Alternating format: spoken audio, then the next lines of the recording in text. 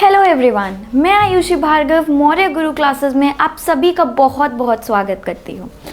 जैसा कि आपको पता है, हम पढ़ रहे हैं समाजीकरण के सिद्धांत यानी थ्योरीज ऑफ सोशलाइजेशन, और हमने कल बात करी थी C.H. कूले की जो इंडिविजुअल और सोशल थ्योरी है। ठीक है, आज हम दूसरी थ्योरी की बात करेंगे जो कि G.H. मीड ने दी थी। ठीक है, उनकी सोशल सेल्फ थ्योरी की बात करेंगे।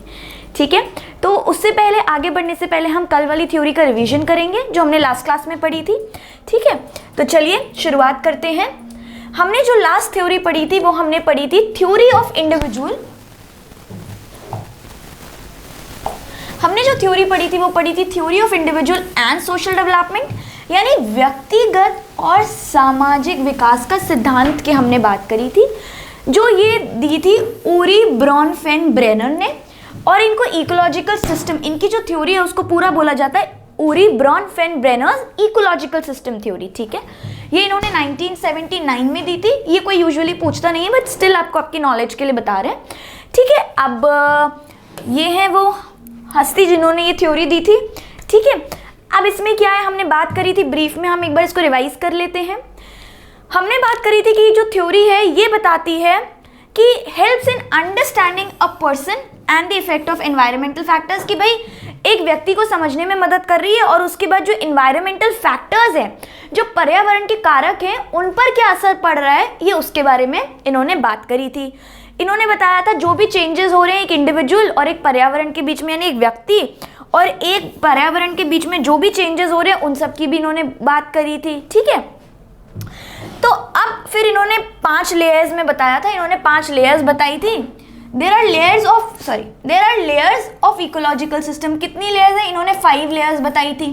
ठीक है, 5 लेयर्स जो इन्होंने बताई थी, इन्होंने बोला था ये जो बीच में है ये एक इंडिविजुअल है, यानी कि बच्चा है, चाइल्ड है। ठीक है, उसके जस्ट जो पास वाली लेयर है उसको हम बोल रहे हैं माइक्रो सिस्टम।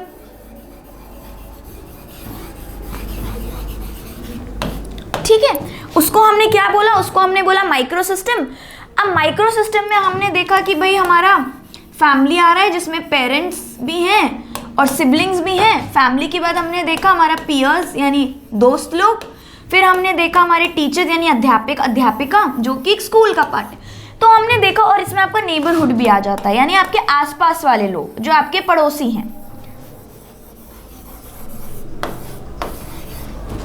ठीक है, तो माइक्रो सिस्टम में आपको कौन कौन आया, आपका फैमिली, पीयर्स, टीचर, नेबरहुड, इन्होंने इसकी बात करी। तो ये जो इमीडिएट लोग हैं जिनके साथ बच्चा इंटरैक्ट करता है वो माइक्रो सिस्टम लेयर फॉर्म करते हैं। उसके बाद में आती है मीजो सिस्टम। मीजो सिस्टम में उन्होंने बोला कि जो माइक्रो सिस्टम के रिलेशन है, जो माइक्रो सिस्टम में लोग हैं उन दो के बीच में जो रिलेशनशिप बन रहा है, किसी भी दो के बीच में, वो कहलाएगा मीजो सिस्टम का पार्ट, यानी फैमिली और पीयर्स के बीच का, फैमिली या टीचर के बीच, या फिर टीचर और पीयर के बीच, या फिर टीचर और नेबरहुड के बीच, या फिर नेबरहुड और फैमिली के बीच। तो इन सब में जो आपस में जो कनेक्शन है ना, वो कहलाएगा मीजो सिस्टम का पार्ट। ठीक है, मीजो सिस्टम के बाद अपना आता है एक्सो सिस्टम।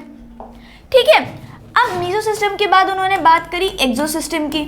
एक्सो सिस्टम में उन्होंने क्या बताया कि भाई एक्सो सिस्टम में क्या होता है, एक्सो सिस्टम में बच्चा डायरेक्टली इन्वॉल्व नहीं होता, लेकिन जो उसके आसपास एनवायरनमेंट में, पर्यावरण में चीजें हो रही हैं, उसके कॉन्सिक्वेंसेस, यानी उसका जो प्रभाव पड़ रहा है, उससे वो इनडायरेक्टली या डायरेक्टली इन्फ्लुएंस हो रहा है। ठीक है, जैसे कि इसमें हमने बात करी थी पेरेंट्स की वर्क प्लेस की, कि अगर माता पिता का ट्रांसफर हो जा रहा है किसी दूसरे सिटी में, तो उसका बच्चे पे इनडायरेक्ट प्रभाव पड़ रहा है, कि उसको स्कूल चेंज करना पड़ रहा है, उसको अपने टीचर्स चेंज करने पड़ रहे हैं, उसको अपने दोस्त चेंज करने पड़ रहे हैं। ठीक है, फिर एक्सो सिस्टम के बाद हमने बात करी थी किसकी, मैक्रो सिस्टम की।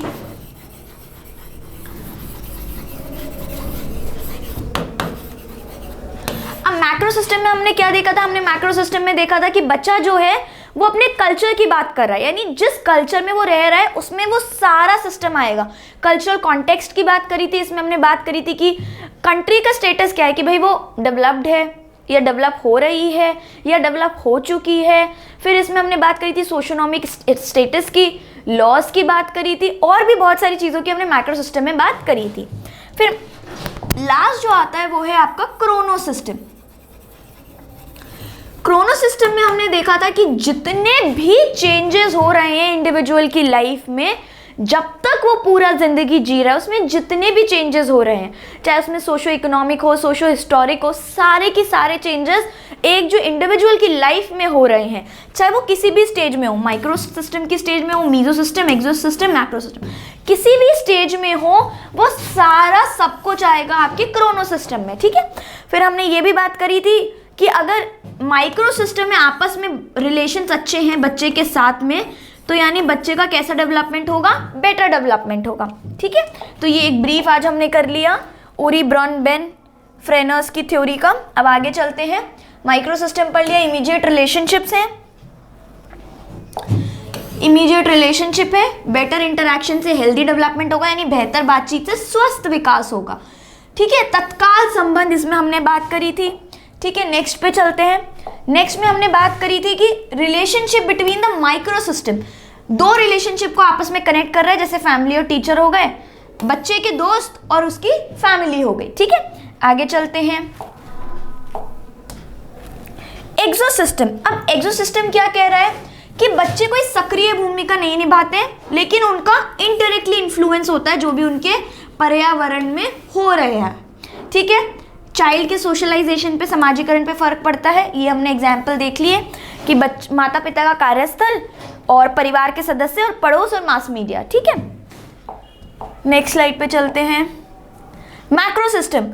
अब मैक्रो सिस्टम में हमने देखा कल्चर की बात करी, कल्चरल कॉन्टेक्स्ट की बात करी, economic status, laws, child parents, status of one's country, मतलब सांस्कृतिक संदर्भ में हमने बात करी कि देश की स्थिति क्या है, सामाजिक आर्थिक स्थिति क्या है, कानून क्या है। ठीक है, हमने फिर ये भी देखा कि उसके पूरे जीवन काल में ये प्रभावित करता है।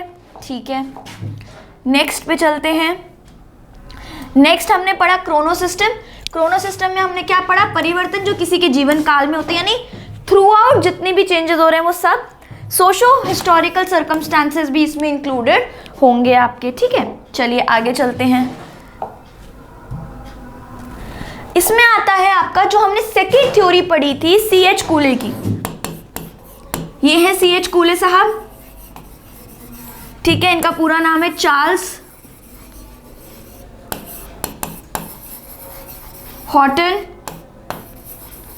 कूले। ठीक है, अब ये एक सोशियोलॉजिस्ट थे। ठीक है, क्योंकि हम यहाँ पर क्या पढ़ रहे हैं, समाजीकरण पढ़ रहे हैं, यानी समाज पढ़ रहे हैं। समाज किसका हिस्सा है, किसमें हम पढ़ते हैं, समाजशास्त्र में पढ़ते हैं।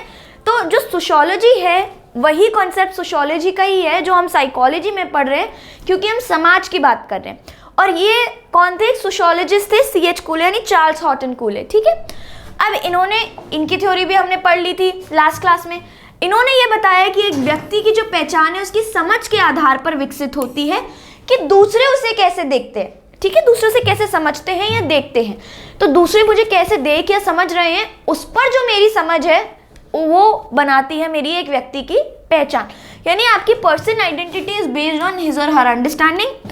फिर हमने देखा था कि वो एकांत में नहीं बनती है, सॉलिट्यूड में नहीं बनती है, सोशल इंटरैक्शन में बनेगी, यानी सामाजिक जो मेल जोल है उनसे बनेगी।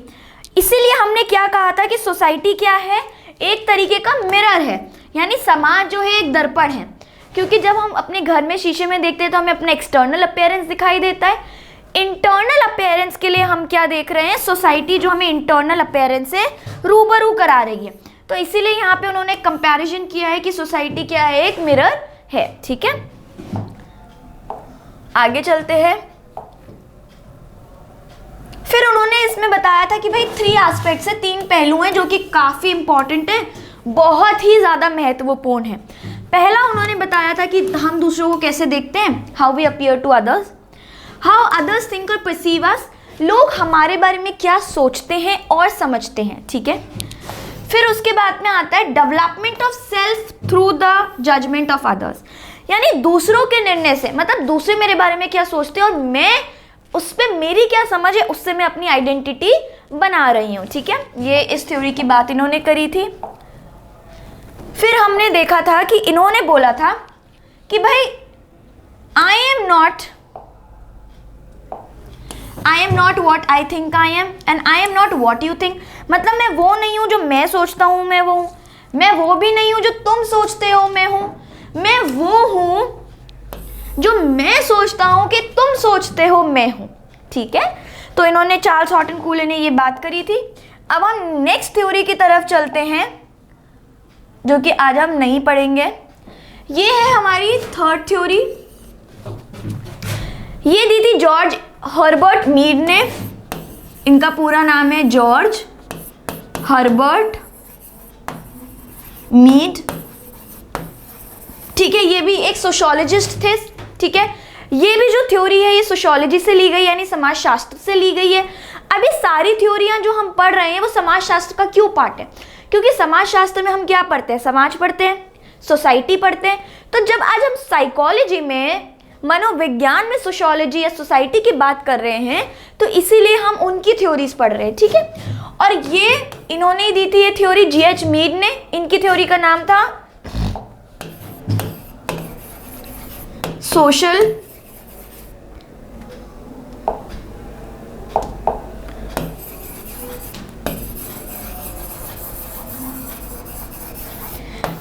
Self theory. ठीक है, इनकी अब इन्होंने सोशल सेल्फ थ्योरी में किसकी बात करी थी वो देखते हैं। इन्होंने बोला था कि भाई जो सोशल सेल्फ थ्योरी है उसमें 3 एस्पेक्ट होते हैं, आई, मी और सेल्फ। ठीक है, सोशल सेल्फ थ्योरी की बात करी थी उन्होंने। तो उन्होंने इसमें बोला कि भाई ये जो सेल्फ है ना, ये जो हम सोशल सेल्फ की बात कर रहे हैं, तो ये जो सेल्फ है ना,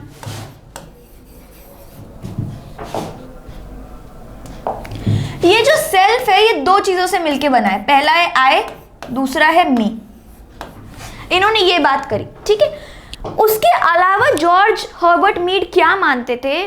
उन्होंने माना कि भाई हम जो हमारा सेल्फ है, जो हमारा व्यक्तित्व है, वो हम क्या एकांत में डेवलप नहीं करते, जैसा कि सीएच कूले ने कहा था, हम डेवलप करते सोशल इंटरैक्शन के थ्रू।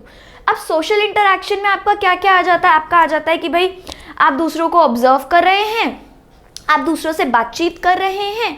ठीक है, आप उनके जो आपके प्रति एटीट्यूड है, जो आपके ओपिनियन है उनकी तरफ, वो आप कैसे लेते हैं? क्या आप उनके ओपिनियन को इंटरनलाइज मतलब अपना बनाते हैं कि नहीं, कि वो आपके बारे में क्या सोचते हैं वो उसको आप अपना बनाते हैं कि नहीं? तो ये सब उन्होंने बताया कि भाई एक सोशल इंटरैक्शन का ही पार्ट है। तो उन्होंने इस पर काफ़ी ज़्यादा जोर दिया कि भाई ठीक है, ये ही सोशल इंटरैक्शन का पार्ट है और सोशल इंटरैक्शन से ही ये सेल्फ बनती है। और क्योंकि ये सोशल इंटरैक्शन से बनती है सेल्फ,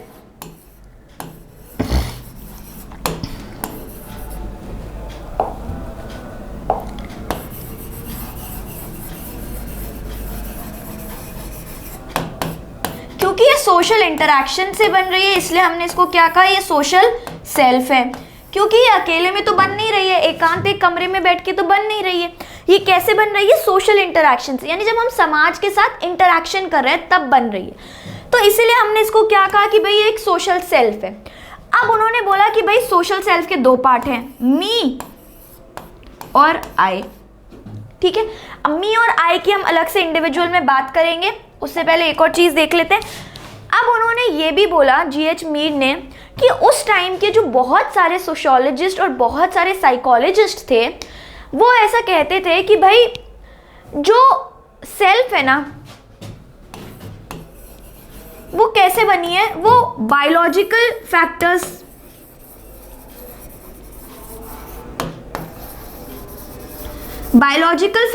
या फिर इनहेरिटेड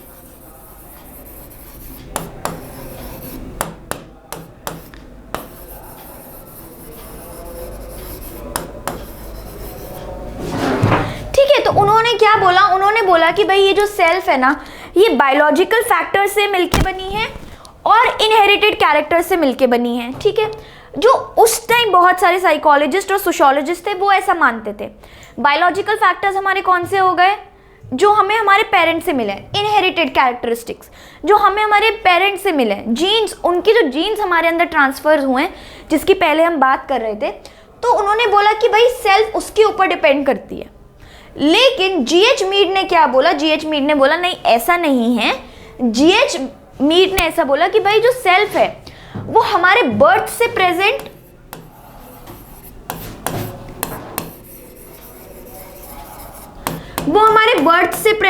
नहीं होती है, वो तब बनती है जब हम सोशली इंटरैक्ट करते हैं।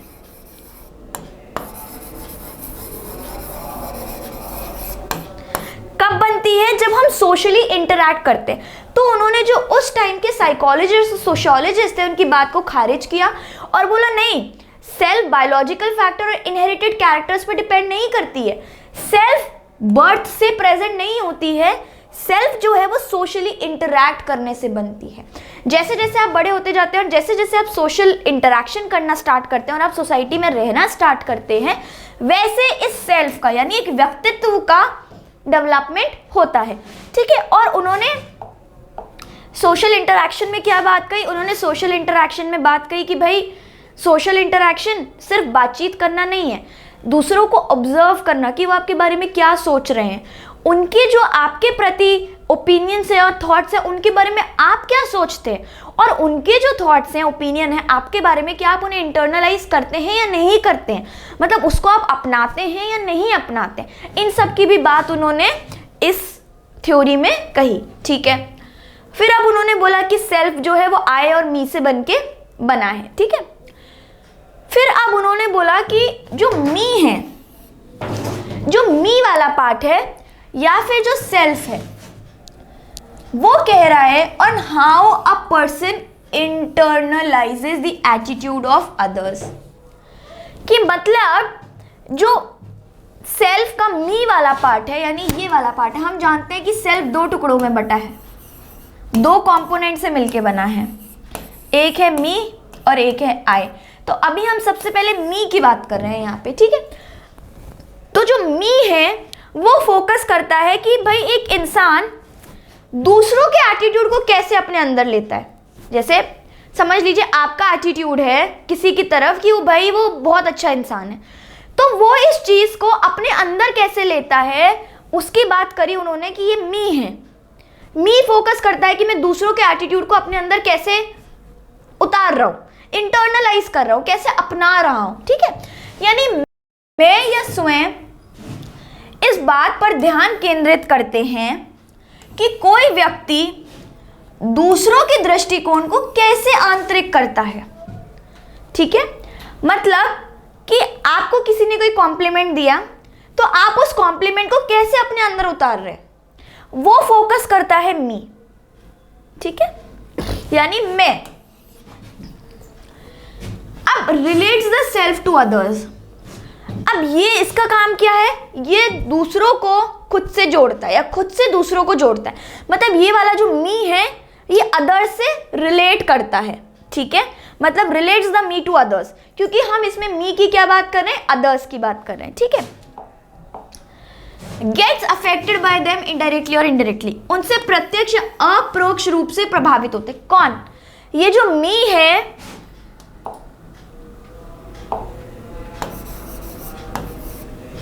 भाई, ये जो मी है ये अफेक्ट होता है डायरेक्टली या इनडायरेक्टली, किससे? दूसरे लोगों से।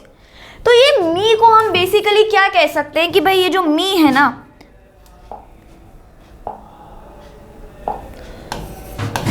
ये सोशलाइज्ड एस्पेक्ट है।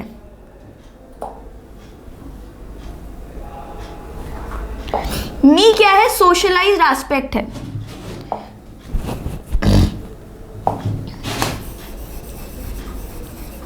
कौन सा एस्पेक्ट है? सोशलाइज्ड एस्पेक्ट है।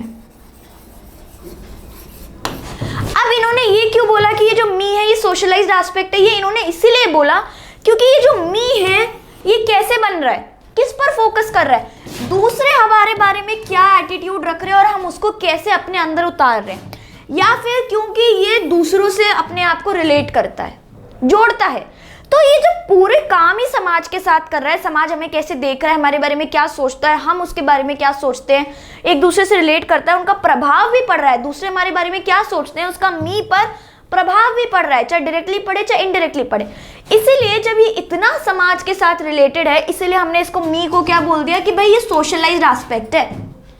इसको हमने क्या बोल दिया कि ये सोशलाइज्ड एस्पेक्ट है। ठीक है, अब इसका considered as a socialise aspect, ये हमने बात कर ली कि व्यक्ति के सामाजिक पहलू के रूप में माना जाता है, यानी इंडिविजुअल का सोशलाइज्ड एस्पेक्ट है मी, क्योंकि मी ही है जो सोसाइटी को देख रहा है, सोसाइटी को अपने नजरिए से कि भाई सोसाइटी मेरे बारे में क्या सोचती है, सोसाइटी को मैं कैसा दिखाई देता हूँ और मैं उनके एटीट्यूड्स अपने अंदर कैसे लेता हूँ और मैं उनसे अफेक्ट भी हो रहा हूँ। इसीलिए हमने कहा क्या कहा कि मी जो है एक सामाजिक पहलू है एक व्यक्ति का, यानी सोशलाइज एस्पेक्ट है एक इंडिविजुअल का। ठीक है भाई, अब मी क्या रिप्रेजेंट करता है वो देख लेते हैं। मी रिप्रेजेंट्स लर्न्ड बिहेवियर्स, यानी सीखे हुए व्यवहार, दृष्टिकोण यानी attitudes and expectations of others in society. तो मी क्या रिप्रेजेंट कर रहा है? मी रिप्रेजेंट कर रहा है कि भाई दूसरे मेरे बारे में क्या सोचते हैं, मैं उनके बारे में क्या सोचता हूँ, एटीट्यूड, समाज को और दूसरे लोगों को मुझसे क्या अपेक्षाएं हैं, क्या एक्सपेक्टेशंस हैं, ठीक है। और लर्न बिहेवियर्स, सोशलाइजेशन में हम क्या करते हैं, बिहेवियर सीखते ही तो हैं कि हमें कैसे बिहेव करना है, कैसे नहीं करना है, क्या नहीं करना है, वही तो हम सोशलाइजेशन में करते हैं समाजीकरण में। तो वो यही बोल रहे हैं कि भाई जो मी है वो सोशलाइज्ड एस्पेक्ट है, और वो सोशलाइज्ड एस्पेक्ट में क्या क्या है, लर्नड बिहेवियर जो हमने दूसरों से सीखे हैं, एटीट्यूड्स या समाज से सीखे हैं, एटीट्यूड्स दृष्टिकोण, और एक्सपेक्टेशंस ऑफ अदर्स यानी दूसरों की क्या अपेक्षाएं हैं और सोसाइटी की क्या अपेक्षाएं हैं मुझसे। तो ये सब एक पार्ट आ जाता है मी का, मी में ये सब इंक्लूडेड होता है, ठीक है।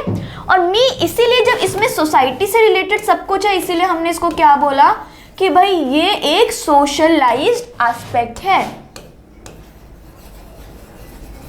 कैसा एस्पेक्ट है? एक सोशलाइज्ड एस्पेक्ट है इंडिविजुअल का, यानी एक सामाजिक पहलू है एक व्यक्ति का, ठीक है। तो ये हो गया हमारा मी के बारे में। आगे चलते हैं, अब बात करते हैं आई की कि भाई आई क्या है। आई बेसिकली क्या है, हम जानते हैं सेल्फ दो में डिवाइडेड है, आई और मी, ठीक है। अब जो आई है वो रेफर करता है आइडियाज, अंडरस्टैंडिंग और attitude we present to others.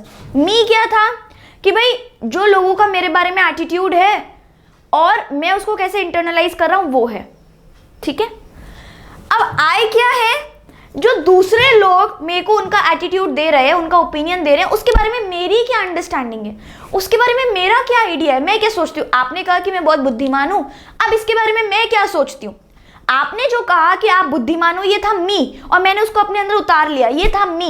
अब आई क्या है, जो मैं सोचती हूँ इसके बारे में, जो मेरी समझ है, जो मेरे आइडियाज हैं इसके बारे में, जो मैं आपको प्रेजेंट कर रही हूँ, जो मैं आपको बता रही हूँ, वो कहलाएगा आई, ठीक है।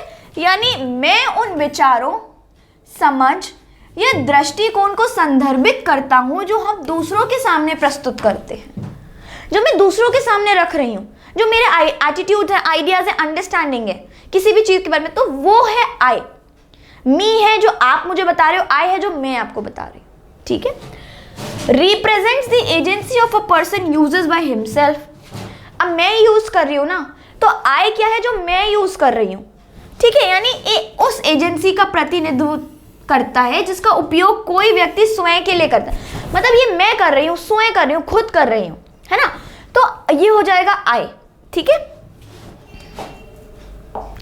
अब मी जो था वो क्या है, यूजुअली पास्ट है सेल्फ का,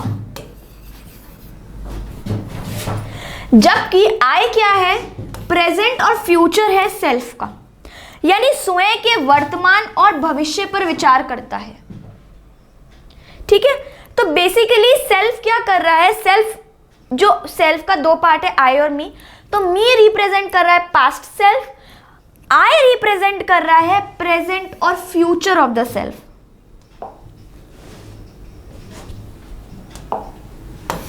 present and future of the self, ठीक है।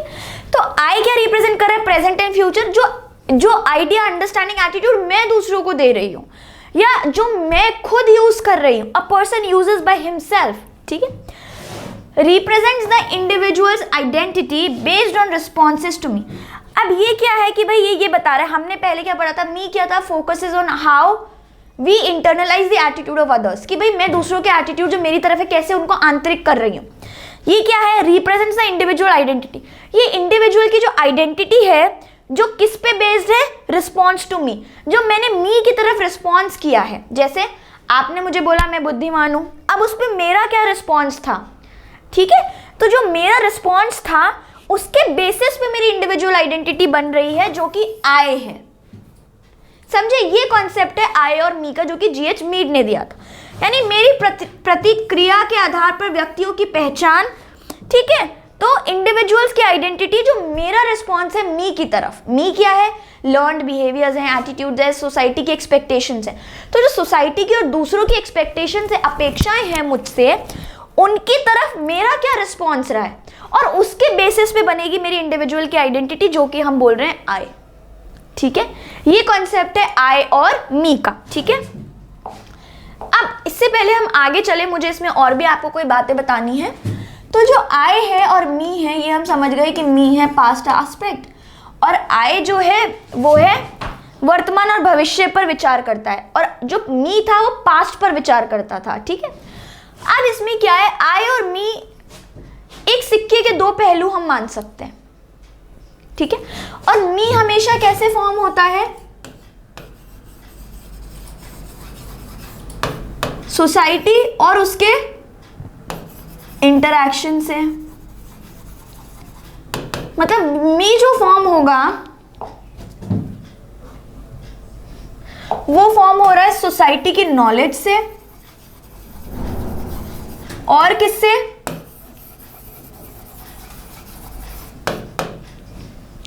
सोसाइटी में जो इंटरैक्शन है,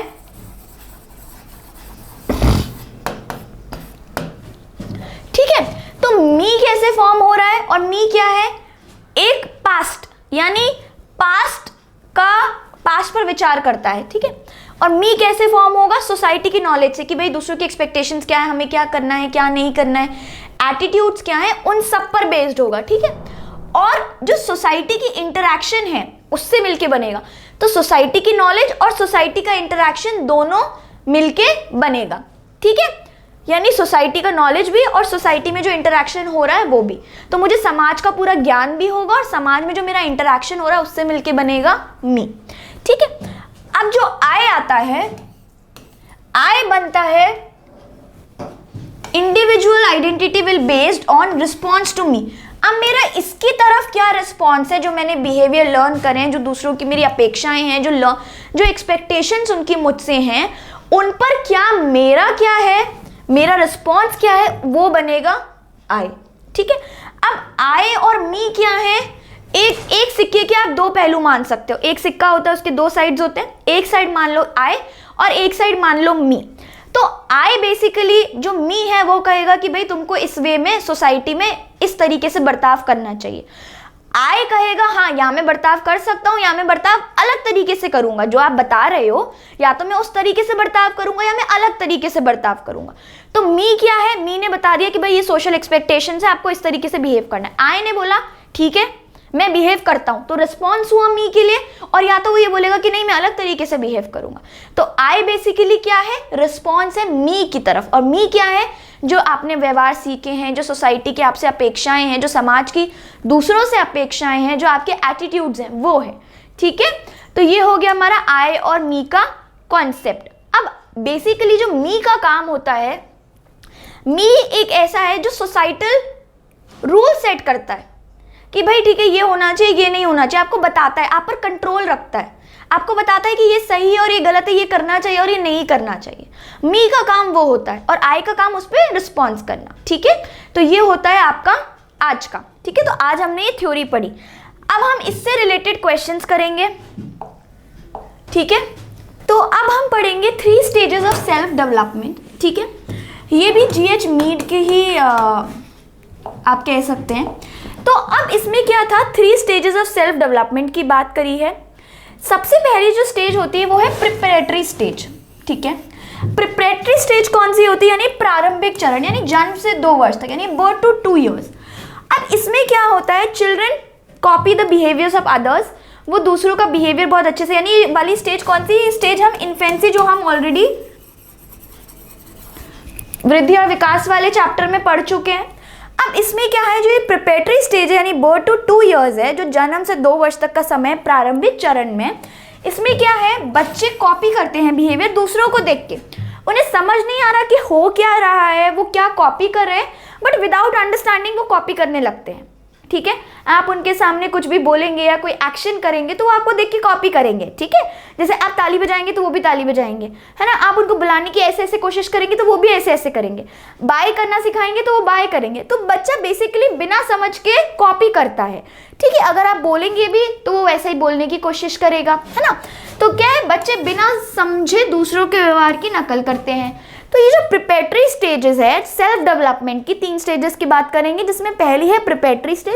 इसमें बच्चा कुछ समझता नहीं है, उसको कुछ पता नहीं है कि मैं क्या कर रहा हूँ, क्यों कर रहा हूँ, बस दूसरे कर रहे हैं इसलिए मैं उन्हें देख के कर रहा हूँ। इसीलिए हम बोल रहे समाजीकरण, कि वो देख के कर रहा है, समझ नहीं है उसको, लेकिन दूसरे कर रहे हैं इसलिए वो ऑब्जर्व करके और उन्हें कॉपी करके इमिटेट कर रहा है, यानी दूसरों की नकल उतार रहा है। पता नहीं है कि क्यों कर रहा हूँ, क्या कर रहा हूँ, इसके पीछे क्या रीजन है, बस कर रहा हूँ। ठीक है, तो ये है प्रिपरेटरी स्टेज, जो कि है फर्स्ट स्टेज आपकी। ठीक है, जो कि हम बर्थ से 2 इयर्स तक ले रहे हैं। सेकेंड स्टेज की तरफ चलते हैं। सेकेंड स्टेज आती है आपकी प्ले स्टेज। अभी जो प्ले स्टेज है ये होती है 2 से 6 साल तक। ठीक है, अब इसमें होता है बच्चे रोल प्ले करते हैं, 1 role at a time. Role play क्या होता है, जिसमें बच्चा, जैसे डॉक्टर बच्चे खेलते हैं, टीचर खेलते हैं, कि वो है तो बच्चे लेकिन वो किसी और का रोल निभा रहे हैं, वो किसी टीचर का रोल निभा रहे हैं खुद में, कि चलो ठीक है मैं टीचर बनता हूँ और वो जैसे बिहेव करती है मैं भी वैसे ही बिहेव करता हूँ। और डॉक्टर खेल रहे हैं, घर खेल रहे हैं, उसमें मम्मी पापा बनते हैं, उसमें डॉक्टर बन रहे हैं, टीचर बन रहे हैं। तो बेसिकली बच्चा क्या कर रहा है, रोल प्ले कर रहा है, किसी दूसरे का रोल अपने अंदर लेकर वो खेल रहा है। तो रोल प्ले, लेकिन वो उस टाइम पे एक समय में एक ही रोल कर पाएंगे। कौन सी एज में, 2 से 6 साल तक की उम्र में, यानी प्ले स्टेज में 2 to 6 इयर्स में बच्चा एक टाइम पे एक ही रोल निभा पाएगा, यानी वो रोल प्ले है। ठीक है, तो रोल प्ले कर रहा है, दूसरों का रोल प्ले कर रहा है, दूसरे जो किरदार निभाते हैं उनको निभा रहा है, कि चलो आज मैं टीचर बन जाता हूँ, ठीक है, मैं चलो बच्चों को पढ़ाता हूँ, तो वो उनको वैसे ही पढ़ाएगा जैसे उसकी टीचर उसे पढ़ाती है। पेरेंट्स बनेगा तो वो वैसे ही बिहेव करेगा जैसे उसके घर पे मम्मी पापा बिहेव करते हैं। क्यों? क्योंकि उसने वहीं से वो सीखा है, वैसे ही उसका सामाजिकरण हुआ है, उसने वही देखा है कि कैसे बिहेव करते हैं, क्या बोलते हैं और क्या नहीं बोलते हैं, है ना। फिर आता है role play, 1 role at a time, और एक टाइम पे वो एक ही भूमिका निभा सकता है, एक ही किरदार निभा पाएगा। ठीक है, चाहे वो डॉक्टर खेले तो कभी वो डॉक्टर के गया होगा तो वो वैसे ही बिहेव करेगा जैसे डॉक्टर ने उसके साथ बिहेव किया है, या उसके मम्मी पापा ने बताया होगा कि भाई डॉक्टर ऐसे सुई लगाता है तो वो वैसे ही बात करेगा। तो ये क्या है, रोल प्ले वाली स्टेज है 2 से 6 साल, जिसको हम प्ले स्टेज बोल रहे हैं। और प्ले स्टेज इसलिए बोल रहे हैं क्योंकि आपको पता है ये प्री गैंग एज भी हम इसको कहते थे।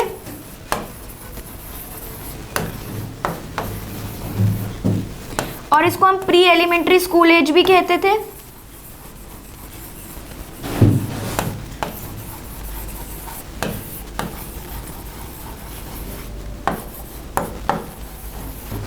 है ना, तो ये जो प्री गैंग एज और ये जो प्री एलिमेंट्री स्कूल एज है, ये दोनों, क्योंकि बच्चा इधर बाहर जाने लगा है, स्कूल जाने लगा है, दोस्तों के साथ खेलने लगा है, प्ले करता है, तो प्ले जब वो कर रहा है, खेल रहा है, खेल कूद करने लगा है, अब बाहर निकलने लगा है, स्कूल जाता है, अपने दोस्तों के बीच में रहता है, तो डिफरेंट तरीके के खेल खेलता है, और उसमें एक है रोल प्ले करता है। ठीक है, और एक बार में एक ही किरदार निभाएगा। ठीक है, आगे चलते हैं। अभी जो नेक्स्ट स्टेज है ये है गेम स्टेज। 7+ ईयर्स, यानी 7 से ऊपर जितने भी बच्चे हैं उन सबके लिए ये वाली एज है, यानी खेल का चरण। अब इसमें क्या है, learn roles in relation to others. ठीक है, दूसरों के संबंध में भूमिकाएं सीखें, मतलब इसमें क्या है, learn roles in relation to others. अब मेरा उससे क्या रिलेशन है, मम्मी पापा का क्या रिलेशन है, मेरा भाई बहन के साथ क्या रिलेशन है, तो वो दूसरों के रिलेशन में अपना रोल प्ले करता है। मतलब अब एक से ज़्यादा वो रोल्स प्ले कर सकता है। जो प्ले स्टेज थी उसमें वो एक बार में एक ही रोल, एक ही किरदार निभा रहा था। गेम स्टेज में वो एक से ज़्यादा रोल प्ले कर सकता है, दूसरों के रिलेशन में भी रोल प्ले कर सकता है। ठीक है, तो ये बात है। नेक्स्ट स्लाइड पे चलते हैं। फॉर्म्स ऑफ सिंबॉलिक इंस्ट्रक्शन, ये बहुत इंपॉर्टेंट है। अब ये भी किसका पार्ट है, ये भी जीएच मीड थ्योरी का पार्ट है।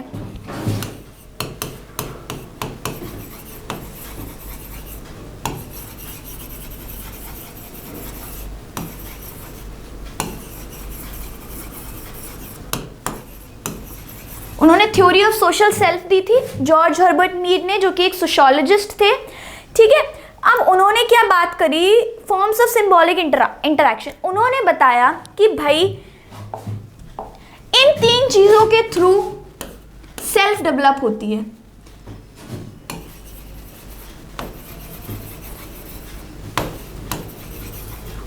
उन्होंने बोला जो लैंग्वेज है, फर्स्ट हम बात करते हैं लैंग्वेज यानी भाषा। तो जो भाषा है, भाषा develop self by allowing individuals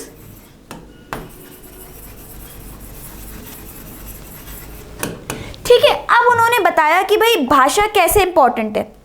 उन्होंने बोला कि भाई जब भी कोई बच्चा या कोई इंसान एक दूसरे से आपस में रिस्पॉन्ड कर रहा है तो वो कैसे करेगा, लैंग्वेज के थ्रू यानी भाषा के थ्रू। और लैंग्वेज में क्या क्या आ जाता है, आपका साउंड, आपकी आवाज, सिंबल्स, अगर आप सिंबल्स यूज करते हैं जैसे जेस्चर्स, ठीक है, जैसे आपने सिंबल्स यूज किया, बात मत करो, चुप हो जाओ। तो अगर साउंड जो हम मुंह से बोल रहे हैं, सिंबल्स जो जेस्चर्स हम यूज कर रहे हैं, ठीक है, तो बेसिकली जेस्चर, सिंबल, साउंड ये सब भाषा का पार्ट है, ये सब लैंग्वेज में आता है। तो भाषा, उन्होंने बोला जीएच मीड ने कि जो सेल्फ है, लैंग्वेज कैसे सेल्फ को डेवलप करने में मदद करता है। Language develop self when by allowing individuals to respond.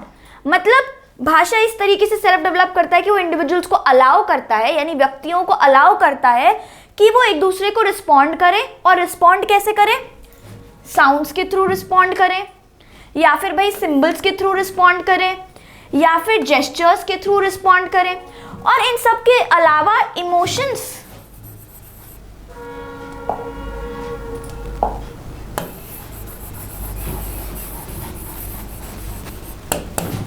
जो इमोशंस हैं उनके बारे में भी उन्होंने बात करी कि भाई इमोशंस भी हम लैंग्वेज में ही ले रहे हैं, कि हम भाषा का ही मान रहे हैं और हम इसका भी, इससे भी रिस्पॉन्ड कर रहे हैं। हम खुश होते हैं, हम गुस्सा होते हैं, हम किसी से नाराज होते हैं, तो वो सब भी जो इमोशंस का पार्ट में दिखा रहा हूं, वो सब भी एक लैंग्वेज है।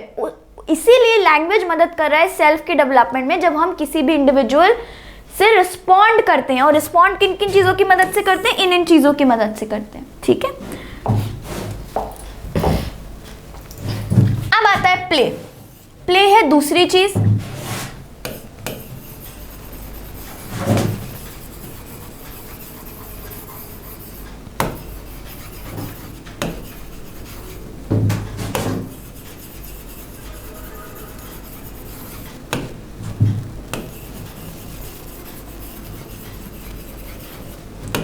मतलब प्ले जो है वो सेल्फ का डेवलपमेंट कैसे करता है, ऐसे करता है by allowing the individuals to play. यानी जैसे प्ले की हम बात कर चुके, पहला होगा हमारा लैंग्वेज,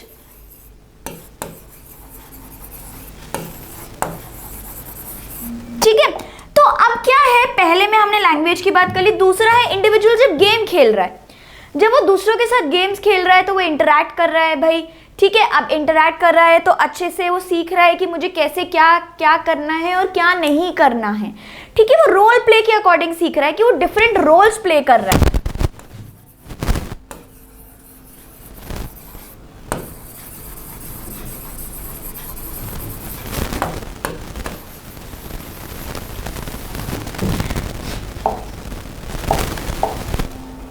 ठीक है, तो जो प्ले है कैसे सेल्फ का यानी व्यक्तित्व को कैसे विकास कर रहा है, इंडिविजुअल्स को अलाउ कर रहा है कि भाई आप डिफरेंट रोल्स प्ले करो, आप दूसरों के डिफरेंट रोल्स प्ले करो, फिर उसके हिसाब से जो लोग आपसे एक्सपेक्टेशंस करते हैं, जैसे मैं एक डॉक्टर का रोल प्ले कर रही हूँ तो डॉक्टर की लोग दूसरे डॉक्टर से क्या एक्सपेक्ट करते हैं मैं वैसा काम करूँगी, लोग टीचर से क्या एक्सपेक्ट करते हैं मैं वैसे बिहेव करूँगी।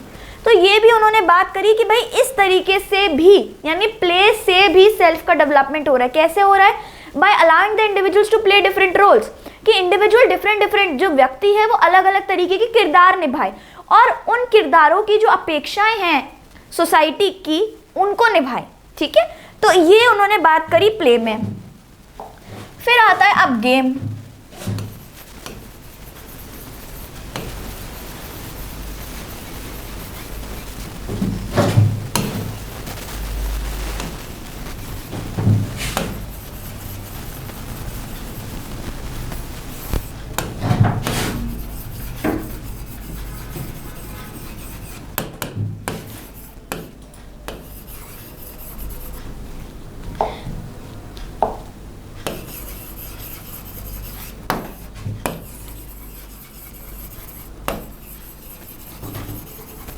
ठीक है, अब इसमें क्या हम देख रहे हैं, इसमें हम ये देख रहे हैं जो थर्ड वाला है कि बच्चा गेम में कैसे अपना सेल्फ डेवलपमेंट कर रहा है। गेम में वो ऐसे सेल्फ डेवलपमेंट कर रहा है कि भाई सेल्फ ऐसे डेवलप होगी, जब गेम खेलेंगे तो गेम्स में क्या होंगे, कुछ रूल्स होंगे कि भाई अगर हम ये गेम खेल रहे, जैसे हम पकड़म पकड़ाई खेल रहे, तो भाई जिसने जिसको पहले आउट कर दिया वो गेम से बाहर हो गया। ठीक है, तो बच्चा क्या करता है, ऐसे सेल्फ डेवलप करता है गेम के थ्रू कि भाई वो डिफरेंट डिफरेंट रूल्स फॉलो कर रहा है। अब उसको रूल्स क्यों फॉलो कर रहा है, या तो वो जीतने के लिए फॉलो कर रहा है, या तो वो जीतने के लिए रूल्स फॉलो करेगा, या फिर वो अगर रूल्स फॉलो नहीं करेगा तो वो हार जाएगा। तो बच्चा क्या सीख रहा है कि अगर भाई मेरे को गेम जीतना है तो मुझे रूल्स फॉलो करके खेलना होगा। ठीक है, तो गेम्स के थ्रू सेल्फ का डेवलपमेंट कैसे हो रहा है, ऐसे हो रहा है कि जब बच्चा साथ में दूसरे लोगों के मिलके रूल्स फॉलो करता है वो सब, तो उससे हम कह रहे हैं कि बच्चे की सेल्फ डेवलपमेंट हो रहा है। तो हमने 3 तरीके से देखा जो कि GH मीड ने बताए थे।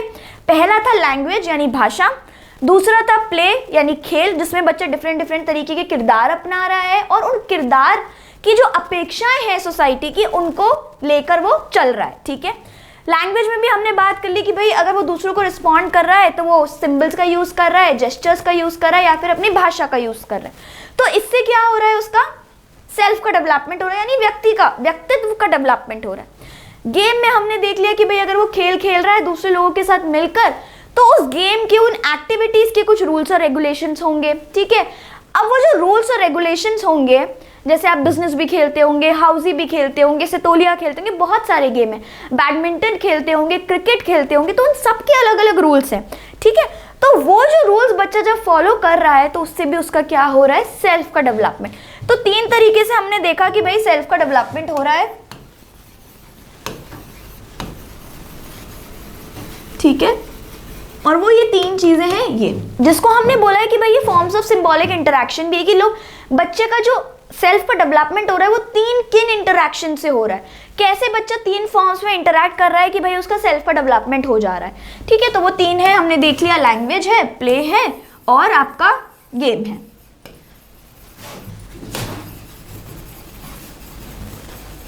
ठीक है, तो ये इंपॉर्टेंट है थोड़ा सा, तो आप इसके ऊपर भी ध्यान दीजिएगा। ठीक है, आगे चलते हैं। इससे पहले एक बार रिवाइज कर लेते हैं कि हमने पूरी थ्योरी में क्या क्या पढ़ा। ठीक है, तो अब हमने 1 मिनट, हाँ, तो अब हमने शुरुआती से जो GH मीड की थ्योरी देखी उसमें हमने सेल्फ देखा कि भाई जो सोशल सेल्फ है वो क्या है, 2 कंपोनेंट्स में डिवाइडेड है, आई और मी। ठीक है, जो मी है वो पास्ट में रहता है, जो आई है वो प्रेजेंट और फ्यूचर में डील करता है। ठीक है, फिर हमने देखा जो मी है वो एक सोशलाइज्ड एस्पेक्ट है। ठीक है, अब सोशलाइज्ड एस्पेक्ट है तो वो बना कैसे है, सोसाइटी की नॉलेज से, यानी समाज के ज्ञान से और सोशल इंटरैक्शन से। ठीक है, सोशलाइज्ड एस्पेक्ट है। अब हमने देखा कि भाई आई क्या है, आई वो है जो हम मी की तरफ रिस्पॉन्ड कर रहे हैं, जो मेरे आइडियाज और मेरी अंडरस्टैंडिंग और मेरे एटीट्यूड्स हैं टुवर्ड्स द सोसाइटी, तो वो हो गया आई। हमने देखा कि भाई मी क्या है, एक तरीके से आपको बता रहा है कि आपको सोसाइटी में ये करना चाहिए और ये नहीं करना चाहिए, और अगर मैं वो मानती हूँ या नहीं मानती हूँ वो किसका पार्ट हो गया, वो आई का पार्ट हो गया। ठीक है, तो मी बेसिकली क्या है, एक सोसाइटल रूल है, सोसाइटल कंट्रोल हम कह सकते हैं, कि वो ये बता रहा है कि भाई ये ठीक है और ये नहीं ठीक है, ये आपको करना है और ये नहीं करना है, वो इसका पार्ट बन जाता है। ठीक है, चलिए यहाँ तक हमने अभी सोशलाइजेशन, समाजीकरण के प्रकार पढ़ लिए, समाजीकरण के टाइप्स पढ़ लिए, जो उनके एजेंट्स हैं, जो इंस्टीट्यूशंस हैं, वो हमने उसकी बात करी। उसके बाद हमने ये देखी कि फीचर्स ऑफ सोशलाइजेशन क्या होता है, यानी विशेषता क्या है समाजीकरण की, हमने वो बात करी। फिर हमने एजेंसीज की बात करी, पैसिव और एक्टिव एजेंसीज की बात करी।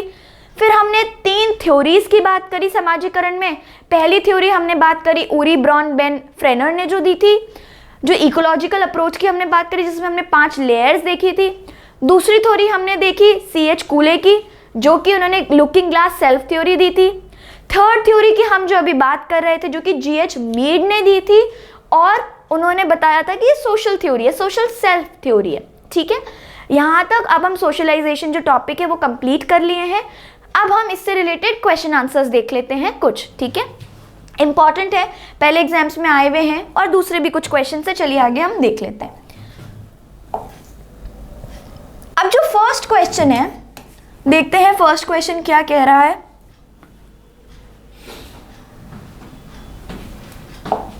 अब फर्स्ट क्वेश्चन क्या कह रहा है भाई कि जो सोशलाइजेशन है यानी जो समाजीकरण है वो कहाँ से शुरू होता है, उसकी बात वो कर रहे हैं कि भाई at the time when an individual is conceived, कि जब व्यक्ति जो है वो गर्भ में आता है, जब कंसेप्शन से ही क्या सोशलाइजेशन शुरू हो जाता है, यानी जब बच्चा वूम्ब में है क्या तभी सोशलाइजेशन शुरू हो जाता है, या फिर सेकंड ऑप्शन है एट बर्थ और शॉर्टली आफ्टर दैट, यानी जन्म के समय या उसके तत्काल बाद, ठीक है भाई, या फिर at the stage of nursery school यानी नर्सरी स्कूल के समय, when children reach puberty and are able to understand the reasons for society rules, या फिर जब बच्चे यौवन की दहलीज पर आते हैं तथा समाज के नियमों से जुड़े तर्क समझने लगते हैं तब। अब हमने देखा था, हमने सोशलाइजेशन की जब बात करी थी तो हमने देखा था सोशलाइजेशन जो है, जो प्राइमरी सोशलाइजेशन, जब हमने दो टाइप्स पढ़े थे,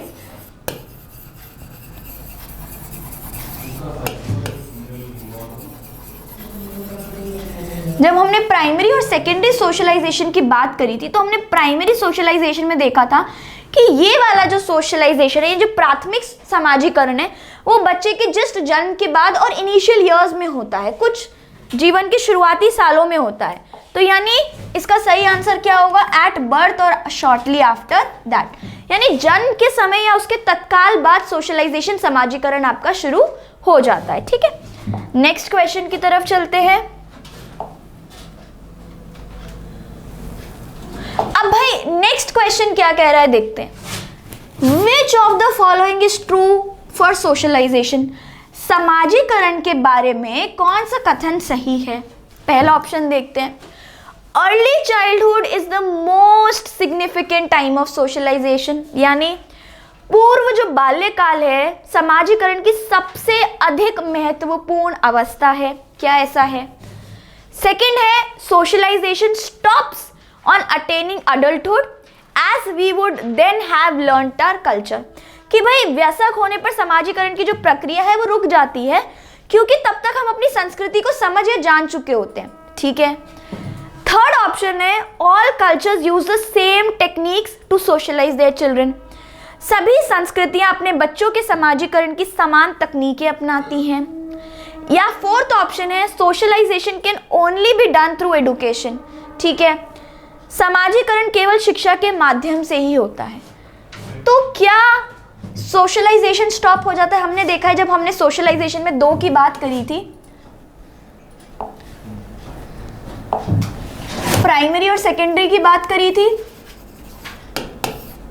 तो हमने देखा था जो प्राइमरी सोशलाइजेशन है यानी जो प्राथमिक समाजीकरण है वो हमने देखा था कि बच्चे के पैदा होने के कुछ सालों में होता है। फिर हमने सेकेंडरी समाजीकरण में सोशलाइजेशन में बात करी थी कि भाई ये जब तक इंसान जिंदा है ये तब तक चलेगा, तो मतलब सोशलाइजेशन स्टॉप्स ऑन अटेनिंग तो ये तो है ही नहीं। ठीक है, फिर उसके बाद आता है all cultures use the same technique. जरूरी नहीं है कि आज अगर मैं इंडिया के कल्चर में हूँ तो जो मेरे यहाँ पे सोशलाइजेशन की टेक्निक है वो यूके के कल्चर में हो या वो यूएसए के कल्चर में हो, जरूरी तो नहीं है वो रशिया में हो रही हो, तो भाई ये भी जरूरी नहीं है। सबके अलग अलग कल्चर में सबकी अलग अलग चीजें होती हैं, तो ये भी गलत है। सोशलाइजेशन, अब हमने देखा है कि भाई सोशलाइजेशन दो तरीके से हो सकता है, जो प्राइमरी और सेकेंडरी है। प्राइमरी हमने देखा था कि भाई कौन करता है प्राइमरी, प्राइमरी करते हैं फैमिली, उसके लिए फैमिली जिम्मेदार होती है। ठीक है, जिसको हमने सोशल सीट ऑफ लर्निंग भी बोला था। अब जब प्राइमरी है फैमिली, तो सेकेंडरी में हमने देखा था कि भाई स्कूल भी है, एजुकेशन भी है, फ्रेंड्स भी हैं और नेबरहुड भी है। तो जब सेकेंडरी में इतने सारे हमने बात करी थी तो सिर्फ एजुकेशन से तो नहीं होता सोशलाइजेशन, नहीं होता, तो यानी ये भी गलत है। Early childhood is the most significant, क्यों? क्योंकि अर्ली चाइल्डहुड में हमने बात करी कि प्राइमरी सोशलाइजेशन होता है, और प्राइमरी सोशलाइजेशन में क्या होता है, प्राइमरी सोशलाइजेशन में होता है कि बच्चा अपनी आइडेंटिटी बनाता है, अपना व्यक्तित्व बना रहा है, इसीलिए वो सबसे ज्यादा सिग्निफिकेंट इंपॉर्टेंट टाइम है, तो यानी अर्ली चाइल्डहुड। ठीक है, नेक्स्ट क्वेश्चन पर बात करते हैं। नेक्स्ट क्वेश्चन है, who is most directly involved in the socialization of childhood around the world? विश्व भर में बच्चों के समाजीकरण में कौन सा सबसे ज्यादा सीधे तरीके से जुड़े होते हैं, उसकी हम बात कर रहे हैं। तो देखते हैं, अडल्ट मैन यानी मैन 20 से 40 वर्ष की आयु के वयस्क, क्या 20 से 40 वर्ष के जो लोग होते हैं वो समाजीकरण करवाते हैं पूरी दुनिया में या सोशलाइजेशन? नहीं। ठीक है, सेकंड ऑप्शन देखते हैं, ग्रैंड पेरेंट्स, दादा दादी या फिर नाना नानी, मेटर्नल या फिर पेटर्नल, मम्मी के साइड के नाना नानी या फिर पापा के साइड के दादा दादी, वुमेन एंड गर्ल्स, महिलाएं और लड़कियां कराती हैं या फिर टीचर्स करवाते हैं। अभी हमने देखा था सेकेंडरी सोशलाइजेशन में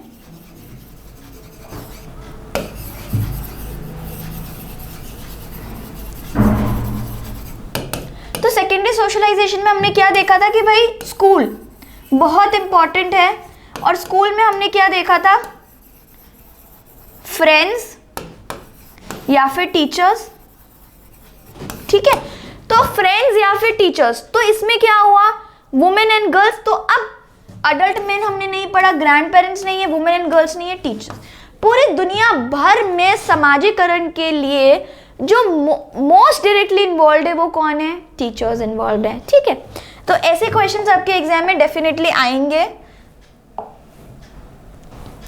फोर्थ है Om Prakash, a teacher of class 10 involves his students in various group activities. कि भाई वो एक ओम प्रकाश है, टीचर है क्लास 10वीं के, ओम प्रकाश 10वीं के अध्यापक हैं। वह विभिन्न सामूहिक कार्यकालों में विद्यार्थी को शामिल करता है, स्टूडेंट्स को डिफरेंट ग्रुप एक्टिविटीज में वो शामिल करते हैं। This process will facilitate the students learning, यानी इस प्रक्रिया से विद्यार्थी को सीखने में मदद मिलेगी और साथ ही सहायता मिलेगी। तो कौन से प्रोसेस में उसको सहायता मिलेगी ये हमें बताना है, सोशलाइजेशन में या फिर समाजीकरण में, वैल्यू एजुकेशन में या फिर मूल्य शिक्षा में, अग्रेशन में गुस्से में यानी आक्रामकता में, इंडिविजुअलाइजेशन में यानी व्यक्तित्वकरण में। तो अब हमें मालूम है कि अगर बच्चे को अगर आप डिफरेंट ग्रुप एक्टिविटीज़ में इन्वॉल्व कर रहे हो, बच्चा प्ले एक्टिविटीज़ में इन्वॉल्व है, बच्चा रोल प्ले में इन्वॉल्व कर रहा है, तो उससे क्या हो रहा है, बच्चा डिफरेंट रूल सीख रहा है, डिफरेंट चीज़ें सीख रहा है। तो वो क्या है, वो एक समाजीकरण का हुआ। तो हम क्या देख रहे हैं, सोशलाइजेशन यानी समाजीकरण। तो इसका आंसर क्या हुआ, समाजीकरण ही है ऐसी प्रक्रिया जिससे विद्यार्थी को सीखने मिलेगा और साथ ही सहायता भी मिलेगी। ठीक है,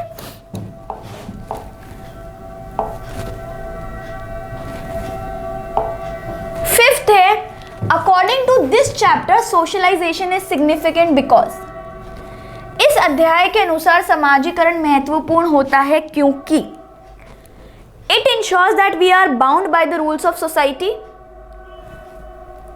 ये इंश्योर करता है कि भाई हम सोसाइटी, इससे सुनिश्चित होता है कि हम समाज के नियमों से बचे हुए हैं, यानी बाउंड, बंधे हुए हैं। It allows us to overcome our innate biological instincts, इससे हमें अपनी सहज जीविका मूल प्रवृत्तियों पर काबू पाते हैं। It facilitates the learning of male and female roles, कि भाई ये समाज में स्त्री पुरुष की भूमिकाएं समझने में मदद करता है।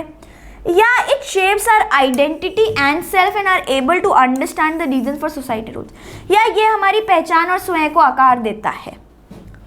तो according to this chapter socialisation is significant because हमें रूल से बांधता है नहीं, हमारे इनेट बायोलॉजिकल यानी हमें सहज जीविक मूल प्रवृत्तियों पर काबू पाते हैं नहीं, facilitates the learning of mail, वो हम करते हैं, लेकिन सिर्फ इसीलिए ज़रूरी नहीं है, बट इसीलिए ज़रूरी है क्योंकि उससे हमारी आइडेंटिटी शेप होती है, सेल्फ शेप होती है और हम सोसाइटी के रूल्स को रीज़न समझ पाते हैं। तो यानी ये इसका सही आंसर हुआ। ठीक है, आज के लिए बस हम इतना ही करेंगे। अब हम नेक्स्ट क्लास में आगे बात करेंगे इसके कुछ और क्वेश्चंस की। ठीक है, तब तक के लिए आप इसको दोबारा देखिएगा, अच्छे से पढ़िएगा। Thank you.